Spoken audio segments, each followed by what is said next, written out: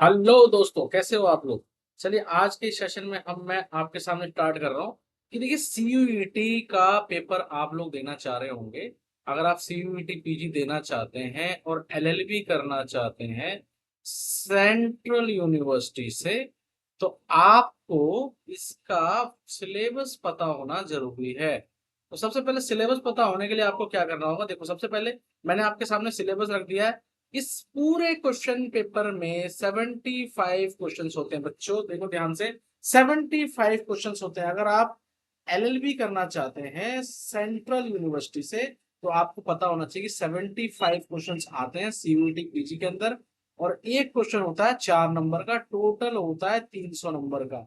अगर आप ग्रेजुएशन के first year, second year, third year में है, तो आपको बस सिलेबस पहले पढ़ लो, अच्छे से सिलेबस देख लो और उसके अकॉर्डिंग अपनी तैयारी स्टार्ट करो। देखो इसका पूरा जो पेपर होता है वो जनरल पेपर के नाम से जाना जाता है, जिसका कोड होता है COQP11। ओके। और जो क्वेश्चंस होते हैं वो बाइलिंगुअल होते हैं, इंग्लिश या हिंदी में आते हैं। दोनों में से कोई भी लैंग्वेज में पेपर दे सकते हो। उसके बाद अगर आपने इंग्लिश सेलेक्ट किया तो इंग्लिश में रहेगा, हिंदी सेलेक्ट किया तो इंग्लिश हिंदी दोनों में रहेगा। ठीक है, यानी पेपर बाइलिंगुअल रहता है, डोंट वरी। उसका देखो इंग्लिश पहला सेक्शन रहेगा इंग्लिश का, लैंग्वेज का। ठीक है, लैंग्वेज का रहता है पहला। यानी लैंग्वेज के आपके कम से कम जो है बच्चों, लैंग्वेज में एटलीस्ट आपको 15 से 20 क्वेश्चन जो है वो देखने को मिलेंगे। 15 से 20 क्वेश्चन। ठीक है, 15 से 20 क्वेश्चन। ठीक है, ये जो लैंग्वेज है इसमें यही एरर वगैरह, jumble para, sentence correction, sentence improvement, ये सब रहता है। तो ये आपको इंग्लिश की भी क्लासेस आपको पढ़नी पड़ेगी ताकि आप आराम से यहाँ पे अच्छा स्कोर कर पाओ। लास्ट में मैं इस वीडियो के बीच में और लास्ट में कभी भी पूरा वीडियो देखिएगा, ताकि मैं लास्ट में आपको एक्सपेक्टेड कट ऑफ वगैरह भी बता दूं, सो दैट कि आपकी तैयारी ऐसी रहनी चाहिए कि आपको इसके अकॉर्डिंग ही आप सिलेक्शन ले पाए। मतलब अगर आप पहले से ही पढ़ाई करेंगे तभी सिलेक्शन हो पाएगा। मैं कट ऑफ बता दूंगा कि इतने कट ऑफ में होता है पेपर, और उसके बाद क्या क्या पेपर में आता है वो सारा कुछ मैं आपको बताऊंगा। इस पूरे वीडियो को ध्यान से देखिए। ठीक है, देखिए एक तो इंग्लिश हो गया। इंग्लिश के साथ साथ आपको हिंदी का भी, अगर आपको हिंदी इंग्लिश दोनों में से एक चॉइस करनी पड़ती है। ठीक है, अब जरा आगे आइए। आगे आते हैं, उसके बाद आता है दूसरा टॉपिक जो है हमारे पास, जनरल नॉलेज का। जनरल नॉलेज का यानी जनरल अवेयरनेस, जिसके अंदर आपका हिस्ट्री हो गया, है ना। हिस्ट्री हो गया, और आपका इंडियन कॉन्स्टिट्यूशन हो गया, है ना। कॉन्स्टी हो गया। उसके पर्सनैलिटीज के बारे में पूछा जा सकता है आपसे, है ना। पर्सनैलिटीज के बारे में पूछा जा सकता है। लीगल अवेयरनेस भी बोलते हैं कि पूछा जाता है, बट अभी तक पूछा नहीं गया, बट आपको तैयार करके रखना पड़ेगा लीगल अवेयरनेस के लिए भी। उसका पॉलिटिक्स हो गया, पॉलिटिक्स। उसके बाद आपका साइंस, है ना, साइंस हो गया। उसके ज्योग्राफी, ये सारा सवाल आपसे पूछा जाएगा। आपको रेडी रहना, ये सारा कुछ पढ़ना पड़ेगा आपको। Trade awareness, okay, trade awareness भी ध्यान रखना, ट्रेड अवेयरनेस भी पूछी जाती है। उसके साथ साथ आपको कल्चर से रिलेटेड क्वेश्चन आ गया, डांस वगैरह, इससे भी क्वेश्चन आता है। ठीक है, साइंस से भी क्वेश्चन पूछा जाता है। उसके बाद आप देखिए इसके अंदर कंप्यूटर का बेसिक भी पूछा जाता है। कंप्यूटर का बेसिक पे यानी कम से कम 10 से 12 क्वेश्चन जो है कंप्यूटर के भी पूछ लिए जाते हैं, है ना। टोटल 75 क्वेश्चन, इसमें अगर 10 से 12 क्वेश्चन कंप्यूटर के आ गए तो भाई क्या ही कहने हैं फिर, है ना।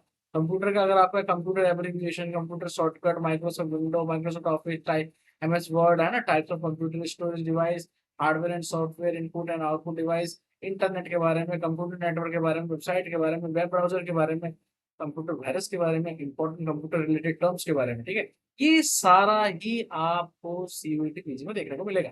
ठीक है, अब नेक्स्ट जरा देखते हैं आगे। नेक्स्ट में आपका ये है कि जनरल एप्टीट्यूड।